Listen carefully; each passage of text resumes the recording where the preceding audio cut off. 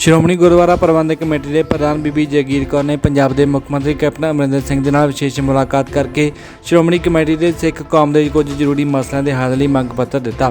ਇਸ ਮੁਲਾਕਾਤ ਦੇ ਦੌਰਾਨ ਉਹਨਾਂ ਗੁਰਦੁਆਰਾ ਅੰਬ ਸਾਹਿਬ ਮੋਹਾਲੀ ਦੀ ਜ਼ਮੀਨ ਦਾ ਮਾਮਲਾ, ਸ੍ਰੀ ਦਰਬਾਰ ਸਾਹਿਬ ਸ੍ਰੀ ਅੰਮ੍ਰਿਤਸਰ ਵਿਖੇ ਸੋਸ਼ਲ ਸਿਸਟਮ ਲਗਾਉਣ ਦੇ ਨਾਲ ਸਰਾਮਲੀ ਨਕਸ਼ੇ ਨੂੰ ਮਨਜ਼ੂਰੀ ਦੇਣ ਸਮੇਤ ਹੋਰ ਅਹਿਮ ਮਸਲਿਆਂ ਵਿੱਚ ਦਖਲ ਦੇ ਕੇ ਹੱਲ ਦੀ ਅਪੀਲ ਕੀਤੀ। ਬਹਾਦਰ ਸਾਹਿਬ ਜੀ ਦਾ ਜਿਹੜਾ ਇਤਿਹਾਸ ਵਿੱਚ ਕਹਿੰਦੇ ਆ ਕਿ ਉੱਥੇ ਉਹਨਾਂ ਨੂੰ ਉੱਥੇ ਰੱਖੇ ਗਏ ਸੀ ਅਰੈਸਟ ਕਰਕੇ, ਤੇ ਅਸੀਂ ਉਹਨਾਂ ਨੂੰ ਬੇਨਤੀ ਲਿਖੀ ਸੀ ਕਿ ਉਹ ਜਿਹੜੀ ਜੇਲ੍ਹ ਹੈ ਉਹ ਸਾਡੇ ਸਪੁਰਦ ਕੀਤੀ ਜਾਵੇ। ਸ਼੍ਰੋਮਣੀ ਗੁਰਦੁਆਰਾ ਪ੍ਰਬੰਧਕ ਕਮੇਟੀ ਉੱਥੇ ਇਤਿਹਾਸਕ ਤੌਰ 'ਤੇ ਉੱਥੇ ਕੁਝ ਬਣਾ ਸਕੇ।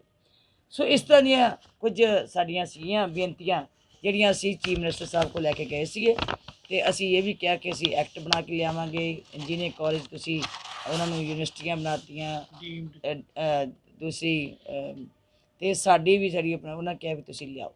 ਸੋ ਇਹੋ ਜਿਹੀਆਂ ਕੁਝ ਗੱਲਾਂ ਸੀ ਜਿਹੜੀਆਂ ਸਾਡੇ ਪੰਥਕ ਤੌਰ ਦੇ ਉੱਤੇ ਸਾਡੀਆਂ ਪਰੇਸ਼ਾਨੀਆਂ ਆ ਰਹੀਆਂ ਸੀਗੀਆਂ।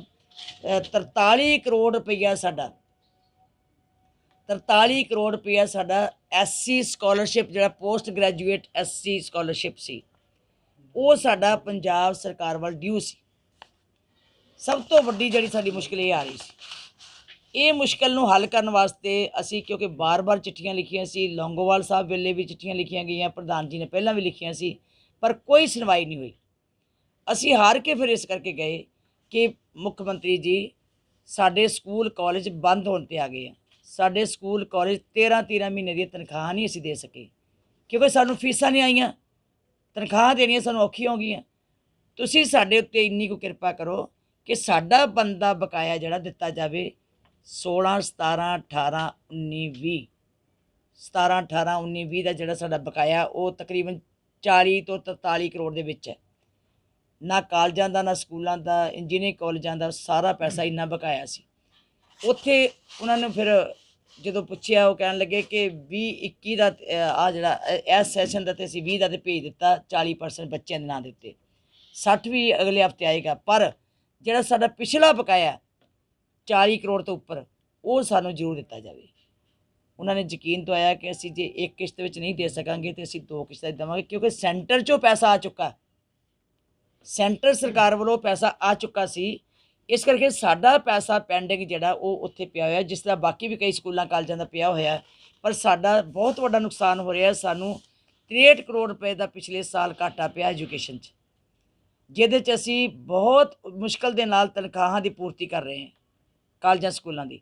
ਸੋ ਇਹ ਸਾਡੀ ਮੇਜਰ ਪ੍ਰੋਬਲਮ ਜਿਹੜੀ ਸੀ ਉਹ ਇਹ ਸੀ।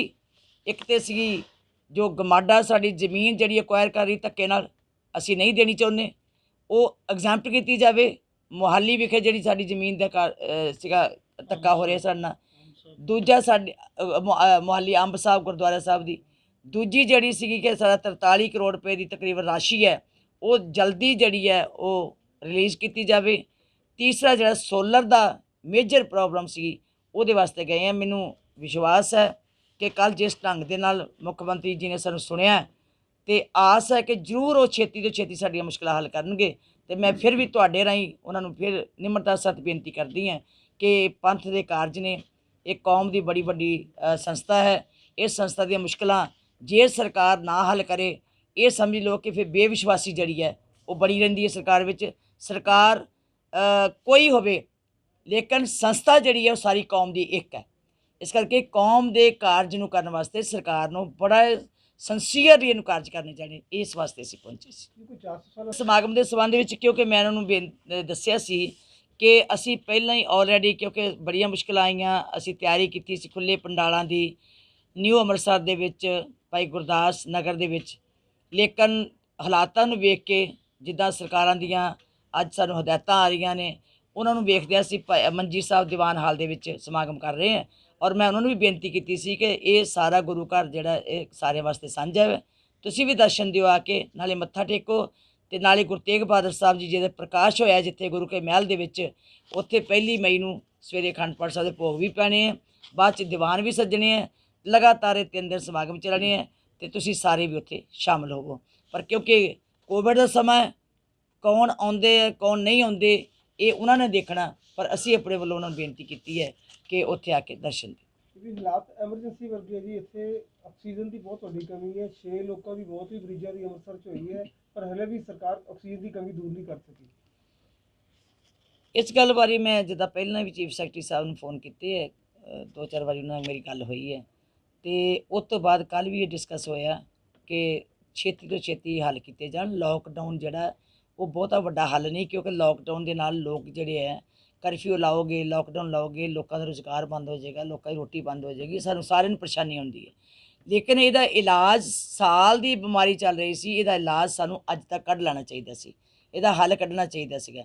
ਔਰ ਉਹਨਾਂ ਨੇ ਕੀ ਕਰ ਰਹੇ ਹੈ ਸਰਕਾਰ, ਇਹ ਉਹਨਾਂ ਨੂੰ ਪਤਾ ਹੋਏਗਾ। ਪਰ ਮੈਂ ਸਮਝਦੀ ਹਾਂ ਕਿ ਵਾਕਈ ਇਹ ਸਰਕਾਰਾਂ ਦੀ ਬਹੁਤ ਵੱਡੀ ਨਲਾਇਕੀ ਰਹੀ ਹੈ, ਸਰਕਾਰਾਂ ਦੀ ਬਹੁਤ ਵੱਡੀ ਕਮਜ਼ੋਰੀ ਰਹੀ ਹੈ ਕਿ ਉਹਨਾਂ ਨੇ ਇਹ ਹੱਲ ਸਮੇਂ ਨਾਲ ਨਹੀਂ ਕੱਢਿਆ। ਜਦੋਂ ਜ਼ੋਰ ਪੈਂਦਾ ਉਦੋਂ ਸਾਰਿਆਂ ਨੂੰ ਮੁਸ਼ਕਿਲ ਬਣਦੀ ਹੈ। ਮੈਨੂੰ ਵੀ ਪਤਾ ਗੁਰੂ ਰਾਮਦਾਸ ਜੀ ਦੇ ਹਸਪਤਾਲ ਦੇ ਵਿੱਚ ਰਾਤੀ 22 ਵੈਂਟੀਲੇਟਰ ਜਿਹੜੇ ਸਨ ਉਹ ਸੀਰੀਅਸ ICU ਦੇ ਵਿੱਚ ਸੀ, ਦੂਜੇ ਆਕਸੀਜਨ ਦੇ ਵਾਲੇ ਬੈੱਡ ਜਿਹੜੇ ਸੀ ਉਹ ਭਰੇ ਪਏ ਸੀਗੇ। ਤੇ ਮੈਂ ਸਮਝਦੀ ਹਾਂ ਕਿ ਆਕਸੀਜਨ ਨਾ ਹੋਵੇ ਤੇ ਜਿਹੜਾ ਮਰੀਜ਼ ਹੈ ਉਹਦਾ ਬਚਣਾ ਬੜਾ ਔਖਾ ਹੁੰਦਾ। ਸੋ ਇਸ ਕਰਕੇ ਸਰਕਾਰ ਨੂੰ ਬੜਾ ਇਹਦੇ ਲਈ ਸੀਰੀਅਸ ਸਟੈਪ ਚੁੱਕਣੇ ਚਾਹੀਦੇ ਔਰ ਬੜੇ ਉੱਦਮ ਕਰਨੇ ਚਾਹੀਦੇ ਤਾਂ ਜੋ ਇਹ ਸਾਡਾ ਜਿਹੜਾ ਹੱਲ ਹੋ ਸਕੇ। ਸ਼ਨੀ ਐਤਵਾਰ ਦੇਖੋ, ਇਹ ਕੱਲ੍ਹ ਹੀ ਨਾ ਫੈਸਲਾ ਕੀਤਾ, ਫਿਰ ਵੀ ਅਸੀਂ ਚਿੱਠੀ ਲਿਖਾਂਗੇ, ਬੇਨਤੀ ਵੀ ਕਰਾਂਗੇ ਕਿ ਮੁਕੰਮਲ ਲਾਕਡਾਊਨ ਨਾ ਲਾਉਣ। ਸੰਗਤ ਦੀ ਸ਼ਰਧਾ ਹੁੰਦੀ ਹੈ ਕਿ ਮੱਥਾ ਟੇਕ ਕੇ ਚਲੇ ਜਾਣ। ਅਸੀਂ ਨਹੀਂ ਕਹਿੰਦੇ ਕਿ ਕੋਈ ਇੱਥੇ ਲੱਖਾਂ ਦਾ ਇਕੱਠ ਹੋਵੇ, ਅਸੀਂ ਨਾ ਹੀ ਲੱਖਾਂ ਨੂੰ ਇਕੱਠ ਨੂੰ ਅਸੀਂ ਇਕੱਠਾ ਕਰਾਂਗੇ ਇੱਥੇ। ਅਸੀਂ ਇਹ ਚਾਹੁੰਦੇ ਹਾਂ, ਮਨ ਸੀ ਕਿ ਹੋਵੇ, ਲੇਕਿਨ ਹਾਲਾਤਾਂ ਦੇ ਅਨੁਸਾਰ ਅਸੀਂ ਉਹਦਾ ਪ੍ਰਬੰਧ ਕੀਤਾ। ਔਨਲਾਈਨ ਸਾਰਾ ਤੁਹਾਨੂੰ ਵੀ ਅਸੀਂ ਬੇਨਤੀ ਕੀਤੀ ਹੈ ਕਿ ਆਪਣੇ ਚੈਨਲਾਂ ਰਾਹੀਂ, ਆਪਣੇ ਮੀਡੀਆ ਰਾਹੀਂ ਤੁਸੀਂ ਸਾਰੀ ਸਾਡੀ ਜਿਹੜੀ ਹੈ ਇਹ ਲਾਈਵ ਕਵਰਿੰਗ ਸੰਗਤ ਵਿੱਚ ਦਿਓ। ਸੰਗਤ ਘਰਾਂ 'ਚ ਬੈਠ ਕੇ ਸਮਾਗਮ ਸੁਣੇ, ਆਨੰਦ ਲਵੇ, ਬਾਣੀ ਸਰਵਣ ਕਰੇ, ਇਤਿਹਾਸ ਸਰਵਣ ਕਰੇ। ਇਹ ਅਸੀਂ ਵੀ ਪ੍ਰਬੰਧ ਕੀਤੇ ਹੈ, ਲੇਕਿਨ ਮੁਕੰਮਲ ਲਾਕਡਾਊਨ ਜਿਹੜਾ ਉਹ ਨਹੀਂ ਹੋਣਾ ਚਾਹੀਦਾ ਤਾਂ ਜੋ ਜਿਹਦੇ ਕਿਤੇ ਮਨ ਦੀ ਭਟਕਣਾ ਹੁੰਦੀ ਹੈ ਕਿ ਸੰਗਤ ਜਾ ਕੇ ਦਰਸ਼ਨ ਕਰ ਸਕੇ, ਉਹ ਦਰਸ਼ਨ ਕਰਕੇ ਚਲੇ ਜਾਣ ਤੇ ਇੱਥੇ ਆ ਕੇ ਮੱਥਾ ਟੇਕ ਸਕਣ ਤੇ ਆਪਣੀ ਸ਼ਰਧਾ ਪੂਰੀ ਕਰ ਸਕਣ। ਆ ਜਾਂਦਾ ਜੀ 1 ਤਰੀਕ ਆਉਂਦੀ ਹੈ ਸ਼ਨੀਚਰਵਾਰ, ਤੇ ਐਤਵਾਰ ਨੂੰ ਵੀ 2 ਦਿਨ ਲਾਇਆ ਉਹਨਾਂ ਨੇ। ਕਿਰਪਾ ਕਰਨ ਜੇ ਦੋਨੋਂ ਦਿਨ ਹੀ ਕਰ ਦੇਣ ਤੇ ਬਹੁਤ ਚੰਗੀ ਗੱਲ ਹੈ, ਕਿਉਂਕਿ ਸੰਗਤ ਆਣੀ ਤਾਂ ਆਪਣੀ ਸ਼ਰਧਾ ਨਾਲ ਹੈ। ਅਸੀਂ ਤਾਂ ਕਿਸੇ ਨੂੰ ਨਾ ਲੈ ਕੇ ਆ ਰਹੇ ਹਾਂ, ਨਾ ਅਸੀਂ ਕੋਈ ਗੱਡੀਆਂ ਦੇ ਰਹੇ ਹਾਂ। ਜੇ ਕੋਈ ਸ਼ਰਧਾ ਨਾ ਹੁੰਦਾ ਗੁਰੂ ਘਰ ਵਿੱਚ, ਸਭ ਨੂੰ ਪਤਾ ਹੈ ਕਿ ਬਿਮਾਰੀ ਦਾ ਜ਼ੋਰ ਪਿਆ, ਹਰ ਇੱਕ ਨੂੰ ਪਤਾ ਕਿ ਹਾਲਾਤ ਬੜੇ ਨਾਜ਼ੁਕ ਹੈ, ਹਰ ਇੱਕ ਨੂੰ ਆਪਣੀ ਜ਼ਿੰਦਗੀ ਦੀ ਲੋੜ ਹੈ, ਪਰ ਉਹਨਾਂ ਨੂੰ ਬੰਨ੍ਹ ਕੇ ਰੱਖਣਾ ਜਿਹੜਾ ਉਹ ਉਹਨਾਂ ਦੀ ਸ਼ਰਧਾ ਨੂੰ ਠੇਸ ਪਹੁੰਚੇਗੀ। ਮੰਤਰੀ ਪੰਜਾਬ ਜੀ ਨੂੰ ਕੁਝ ਜਿਹੜੀਆਂ ਸਾਡੀਆਂ ਦਰਪੇਸ਼ ਮੁਸ਼ਕਲਾਂ ਪੰਥਕ ਤੌਰ ਦੇ ਉੱਤੇ, ਪੰਥਕ ਕਾਰਜ, ਸ਼੍ਰੋਮਣੀ ਗੁਰਦੁਆਰਾ ਪ੍ਰਬੰਧਕ ਕਮੇਟੀ ਨੂੰ ਆ ਰਹੀਆਂ ਕੌਮੀ ਮਸਲਾ ਜਿਹੜੀਆਂ ਸੀਗੀਆਂ ਸਮੱਸਿਆਵਾਂ, ਉਹਦੇ ਸੰਬੰਧ ਵਿੱਚ ਮਿਲੇ ਸੀ ਕਿ ਪਹਿਲਾਂ ਤਾਂ ਇਹ ਹੈ ਕਿ ਸਾਡੀ ਗੁਰਦੁਆਰਾ ਅੰਬ ਸਾਹਿਬ ਜ਼ਮੀਨ ਜਿਹੜੀ ਹੈ ਉਹ ਗਮਾਡਾ ਜਿਹੜੀ ਹੈ ਉਹ ਧੱਕੇ ਨਾਲ ਅਕਵਾਇਰ ਕਰਨਾ ਚਾਹੁੰਦੀ ਹੈ। ਇਹ ਹੈਗੀ ਹੈ ਜੀ 12 ਏਕੜ ਜ਼ਮੀਨ। 12 ਏਕੜ ਜ਼ਮੀਨ ਜਿਹੜੀ ਸਾਡੀ ਉਹ ਧੱਕੇ ਨਾਲ ਅਕਵਾਇਰ ਕਰਨਾ ਚਾਹੁੰਦੀ ਹੈ। ਸ਼੍ਰੋਮਣੀ ਗੁਰਦੁਆਰਾ ਪ੍ਰਬੰਧਕ ਕਮੇਟੀ ਨਹੀਂ ਚਾਹੁੰਦੀ ਕਿ ਉਹ ਅਕਵਾਇਰ ਹੋਵੇ। ਉਹ ਜਿਹੜੀ ਕੀਮਤ ਭਾਵੇਂ ਉਹ ਵੱਧ ਦੇਣ ਜਾਂ ਘੱਟ ਦੇਣ, ਸਾਨੂੰ ਕੀਮਤ ਨਾਲ ਕੋਈ ਮਤਲਬ ਨਹੀਂ, ਕਿਉਂਕਿ ਸਰਕਾਰ ਨੇ ਜਿਹੜੀ ਕੀਮਤਾਂ ਬਾਕੀ ਨੂੰ ਦੇਣੀਆਂ ਹੁੰਦੀਆਂ ਉਹੀ ਕੀਮਤਾਂ ਦੇਣੀਆਂ ਹੁੰਦੀਆਂ ਸਾਡੀ ਪੈਲੀ ਨੂੰ। ਪਰ ਕਿਉਂਕਿ ਅਸੀਂ ਕੌਮੀ ਕਾਜ ਕਰਨੇ ਹੁੰਦੇ ਆ, ਇਹ ਜਾਇਦਾਦ ਕਿਸੇ ਇੰਡੀਵਿਜੂਅਲ ਦੀ ਨਹੀਂ, ਇਹ ਕੌਮ ਦੀ ਜਾਇਦਾਦ ਹੈ, ਪੰਥ ਦੀ ਜਾਇਦਾਦ ਹੈ, ਸਾਡੇ ਗੁਰਧਾਮਾਂ ਦੀ ਜਾਇਦਾਦ ਹੈ। ਇਹ ਲੋਹ ਲੰਗਰ ਦੇ ਜਾਇਦਾਦਾਂ ਜਿਹੜੀਆਂ ਅਸੀਂ ਵੇਚਣਾ ਪਸੰਦ ਨਹੀਂ ਕਰਦੇ। ਸ਼੍ਰੋਮਣੀ ਗੁਰਦੁਆਰਾ ਪ੍ਰਬੰਧਕ ਕਮੇਟੀ ਚਾਹੁੰਦੀ ਹੈ ਕਿ ਅਸੀਂ ਕੌਮ ਦਾ ਕੋਈ ਕਾਰਜ ਕਰੀਏ, ਉੱਤੇ ਕੌਮੀ ਕਾਰਜ ਹੋ ਜੇ। ਸੋ ਇਸ ਕਰਕੇ ਉਹ ਮੁਸ਼ਕਲ ਜਿਹੜੀ ਸੀ ਸਾਡੀ ਲੰਬੇ ਸਮੇਂ ਤੋਂ ਪੈ ਰਹੀ ਸੀ। ਸਿੱਖਾਂ ਦੀਆਂ ਵੀ ਸਾਨੂੰ ਬਾਰ-ਬਾਰ ਕਦੇ ਉੱਧਰੋਂ ਆਉਂਦੀਆਂ ਸੀ ਚਿੱਠੀਆਂ, ਕੋਈ ਉੱਧਰੋਂ ਆਉਂਦੀਆਂ ਸੀ, ਅਤੇ ਅਸੀਂ ਵੀ ਮਹਿਸੂਸ ਕਰਦੇ ਸੀ ਵੀ ਅਸੀਂ ਜ਼ਮੀਨ ਨਹੀਂ ਦੇਣੀ। ਕੱਲ੍ਹ ਫਿਰ ਫੈਸਲਾ ਕੀਤਾ ਗਿਆ ਸੀਗਾ, ਅਸੀਂ ਉਹਨਾਂ ਕੋਲ ਟਾਈਮ ਮੰਗਿਆ ਸੀ ਕਿ ਸਾਨੂੰ ਸਮਾਂ ਦਿਓ, ਅਤੇ ਕੱਲ੍ਹ ਉਹਨਾਂ ਨੇ ਸਾਨੂੰ ਟਾਈਮ ਦਿੱਤਾ ਸੀ ਅਤੇ ਅਸੀਂ ਮਿਲਣ ਗਏ। ਉਹਨਾਂ ਨੂੰ ਅਸੀਂ ਇਹ ਆਪਣੀ ਬੇਨਤੀ ਰੱਖੀ ਕਿ ਅਸੀਂ ਗਮਾਡਾ ਨੂੰ ਅਕਵਾਇਰ ਨਹੀਂ ਕਰਨ ਦੇਣਾ, ਇਹਨੂੰ ਐਗਜ਼ੈਂਪਟ ਕੀਤਾ ਜਾਵੇ। ਔਰ ਜ਼ੋਰ ਦੇ ਕੇ ਕਿਹਾ, ਉਹਨਾਂ ਦੇ ਕੋਲ ਹੀ ਉਹਨਾਂ ਦੇ ਜਿਹੜੇ ਸੀਨੀਅਰ ਅਫਸਰ ਸੀ ਸੁਰੇਸ਼ ਕੁਮਾਰ ਜੀ, ਉਹ ਵੀ ਬੈਠੇ ਸਨ, ਅਤੇ ਉਹਨਾਂ ਨੇ ਸਾਨੂੰ ਵਿਸ਼ਵਾਸ ਦਿਵਾਇਆ ਕਿ ਇਹ ਅਕਵਾਇਰ ਨਹੀਂ ਕੀਤੀ ਜਾਊਗੀ, ਵਿਸ਼ਵਾਸ ਦਿਵਾਇਆ। ਅਤੇ ਅਸੀਂ ਫਿਰ ਅੱਜ ਮੈਂ ਤੁਹਾਡੇ ਰਾਹੀਂ ਵੀ ਸੁਨੇਹਾ ਦੇਣੀ ਚਾਹੁੰਦੀ ਹਾਂ, ਬੇਨਤੀ ਕਰਨੀ ਚਾਹੁੰਦੀ ਹਾਂ ਚੀਫ ਮਿਨਿਸਟਰ ਸਾਹਿਬ ਨੂੰ ਕਿ ਮਾਨਯੋਗ ਮੁੱਖ ਮੰਤਰੀ ਜੀ, ਜਿਸ ਤਰ੍ਹਾਂ ਕੱਲ੍ਹ ਤੁਸੀਂ ਸਾਨੂੰ ਬਹੁਤ ਵਿਸ਼ਵਾਸ ਦਿਵਾਇਆ ਤੇ ਸਾਨੂੰ ਆਸ ਹੈ ਕਿ ਤੁਸੀਂ ਇਹਨੂੰ ਅਕਵਾਇਰ ਨਹੀਂ ਕਰੋਗੇ, ਐਗਜ਼ੈਂਪਟ ਕਰ ਦਿਓਗੇ, ਕਿਉਂਕਿ ਸਾਡੀ ਸ਼੍ਰੋਮਣੀ ਕਮੇਟੀ ਨਹੀਂ ਚਾਹੁੰਦੀ, ਸ਼੍ਰੋਮਣੀ ਗੁਰਦੁਆਰਾ ਪ੍ਰਬੰਧਕ ਕਮੇਟੀ ਸੰਸਥਾ ਨਹੀਂ ਚਾਹੁੰਦੀ ਕਿ ਉਹ ਜ਼ਮੀਨ ਜਿਹੜੀ ਹੈ ਕਮਾਡਾ ਸਾਡੀ ਅਕਵਾਇਰ ਕਰੇ। ਸੈਕੰਡਲੀ ਜਿਹੜੀ ਅਸੀਂ ਇੱਥੇ ਬਣਾ ਰਹੇ ਹਾਂ ਸੋਲਰ ਸਿਸਟਮ ਲਾਉਣਾ ਹੈ, ਉਹ ਸੋਲਰ ਸਿਸਟਮ ਜਿਹੜਾ ਹੈ ਅਸੀਂ ਪਹਿਲਾਂ ਇਹੀ ਮਨ ਬਣਾਇਆ ਸੀ ਵੀ ਅਸੀਂ ਸਤਲਾਣੀ ਦੇ ਵਿੱਚ ਆਪਣੀ ਜ਼ਮੀਨ 'ਚ ਖੁੱਲ੍ਹੇ ਤੌਰ ਦੇ ਉੱਤੇ ਲਾਈਏ ਅਤੇ ਉੱਥੇ ਉਹ ਫਿਰ ਆਪਣੇ ਟਰਾਂਸਫਾਰਮਰ ਦੇ ਵਿੱਚ ਲੈ ਕੇ ਸਾਨੂੰ ਇੱਥੇ ਪਹੁੰਚਾਉਣ। 2 ਮੈਗਾਵਾਟ ਦਾ ਸਾਡਾ ਐਸਟੀਮੇਟ ਹੈ, 2.2 ਮੈਗਾਵਾਟ ਦਾ। ਉਹ 2 ਮੈਗਾਵਾਟ ਜਿਹੜੀ ਬਿਜਲੀ ਹੈ ਉਹ ਸਾਨੂੰ ਤਾਂ ਮਿਲਦੀ ਹੈ ਜੇ ਸਾਰੀ ਅਸੀਂ ਖੁੱਲ੍ਹੇ ਤੌਰ ਦੇ ਉੱਤੇ ਥਾਂ ਦੇ ਉੱਤੇ ਲਾਈਏ, ਕਿਉਂਕਿ ਅਸੀਂ ਉਸ ਤੋਂ ਬਾਅਦ ਸਾਨੂੰ ਜਿਹਨਾਂ ਕਿਹਾ ਕਿ ਨਹੀਂ ਮਨਜ਼ੂਰੀ ਮਿਲਣੀ, ਪਤਾ ਲੱਗਾ ਸੀ ਨਹੀਂ ਮਨਜ਼ੂਰੀ ਮਿਲਣੀ, ਇਹ ਸਿਸਟਮ ਬੰਦ ਕਰਤਾ, ਇਹ ਪਾਲਿਸੀ ਬੰਦ ਹੋ ਗਈ ਹੈ। ਅਤੇ ਅਸੀਂ ਫਿਰ ਸੋਚਿਆ ਕਿ ਇਹ ਸਾਰੀਆਂ ਛੱਤਾਂ ਅਸੀਂ ਐਸਟੀਮੇਟ ਲਾਇਆ, ਸਾਰੀਆਂ ਸਰਾਵਾਂ, ਸਾਰਾ ਦੀਵਾਨ ਹਾਲ, ਸਾਰੀਆਂ ਦੇ ਐਸਟੀਮੇਟ ਲਾਏ। ਉਹਦੇ ਵਿੱਚ ਨਿਕਲਿਆ ਕਿ ਇਕੱਲਾ 1 ਮੈਗਾਵਾਟ ਬਿਜਲੀ ਲੱਗ ਰਹੀ ਹੈ, 1 ਮੈਗਾਵਾਟ। ਔਰ ਜਿਹੜੇ ਸਾਡੀ ਸੇਵਾ ਕਰਨ ਵਾਲੀ ਸੰਸਥਾ ਹੈ ਉਹ ਚਾਹੁੰਦੀ ਹੈ ਕਿ ਅਸੀਂ 2 ਮੈਗਾਵਾਟ ਲਵਾ ਦਈਏ। ਉਹਦੇ ਸੰਬੰਧ ਵਿੱਚ ਅਸੀਂ ਇਹਨਾਂ ਨੂੰ ਚਿੱਠੀ ਲਿਖੀ ਸੀ, ਫਾਈਲ ਭੇਜੀ ਸੀ ਚੀਫ ਮਿਨਿਸਟਰ ਸਾਹਿਬ ਨੂੰ, ਲੇਕਿਨ ਉਹ ਸਾਨੂੰ ਕੋਈ ਉਹਦੇ ਉੱਤਰ ਨਹੀਂ ਸੀ ਆਇਆ।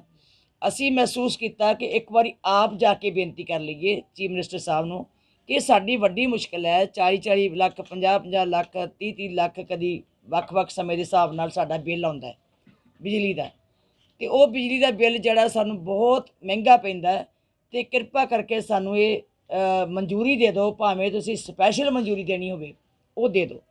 ਔਰ ਮੈਨੂੰ ਇਸ ਗੱਲ ਦੀ ਚਲੋ ਨਹੀਂ, ਅਸੀਂ ਉਹਨਾਂ ਕਿਹਾ ਕਿ ਸਤਲਾਣੀ ਦੀ ਸਾਡੀ ਜ਼ਮੀਨ ਹੈ ਖੁੱਲ੍ਹੀ, ਅਸੀਂ ਉਹਦੇ ਵਿੱਚ ਲਵਾ ਲਈਏ ਅਤੇ 2 ਮੈਗਾਵਾਟ ਜਿਹੜਾ ਸਾਡਾ ਉਹ ਬਿਜਲੀ ਦਾ ਪ੍ਰਬੰਧ ਹੋ ਜੇ।